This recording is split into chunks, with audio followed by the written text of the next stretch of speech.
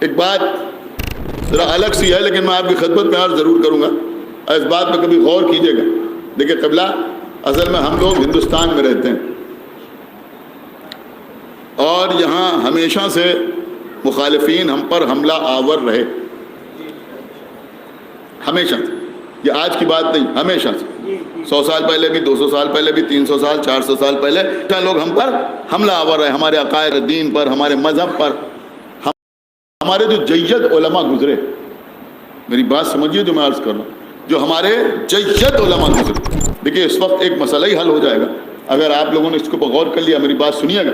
جو ہمارے جید علماء، بزرگ علماء گزرے اس ہندوستان میں، ان کی ساری علمی قوت اور طاقت، چاہے وہ زبان کے ذریعے ظاہر ہو یا قلم کے ذریعے ظاہر ہو، وہ مناظرے میں صرف ہو گئی۔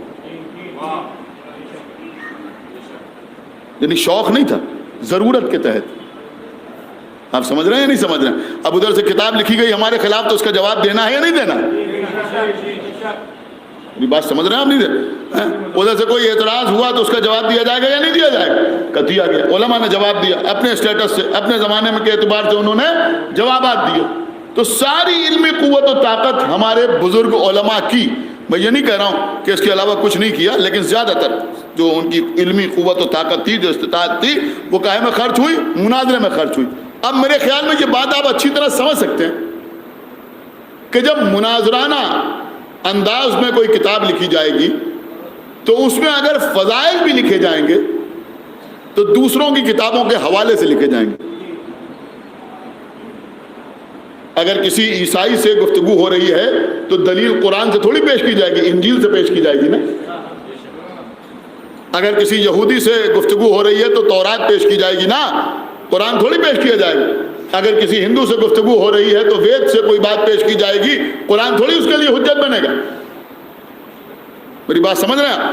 تو ہمارے ان علماء نے اپنی کتابوں میں جو کچھ لکھا، انہوں نے کہا بخاری میں یہ لکھا ہے، صحیح مسلم میں یہ لکھا ہے، ترمذی شریف میں یہ لکھا ہے، سنن ابن داؤد میں یہ لکھا ہے، سنن ابن ماجہ میں یہ لکھا ہے، سنن نسائی میں یہ لکھا ہے، مشکات میں یہ لکھا ہے، ملل النحل میں یہ لکھا ہے، یعنی تمام حوالے دوسروں کی کتابوں کے انہوں نے اپنی کتاب میں دیے۔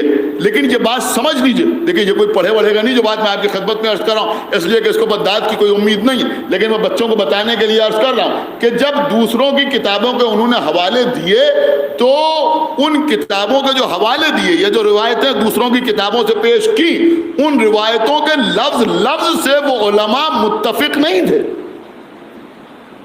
آپ میری بات سمجھے یا نہیں سمجھے؟ یعنی پوری روایت پر جو کچھ لکھا ہوا ہے اس سے وہ متفق نہیں تھے پوری روایت سے، لیکن اس کے کسی ایک جملے میں مخالفین کے لیے جواب تھا۔ کیا سن رہے ہیں آپ؟ خدا کے لیے بیدار ہوئیے۔ لہذا انہوں نے جواب دیا، انہوں نے جواب دیا۔ اب فضائل بھی انہوں نے پڑھے تو وہی پڑھے اور وہی بیان کیے جو دوسروں کی کتابوں میں لکھے ہیں۔ اب اس سے فائدہ تو بہت ہوا، لیکن اس زمانے میں تھوڑا سا نقصان یہ ہو گیا کہ مجمع عادی ہو گیا فقط ان فضائل کو سننے کا جو بخاری میں بھی ہیں،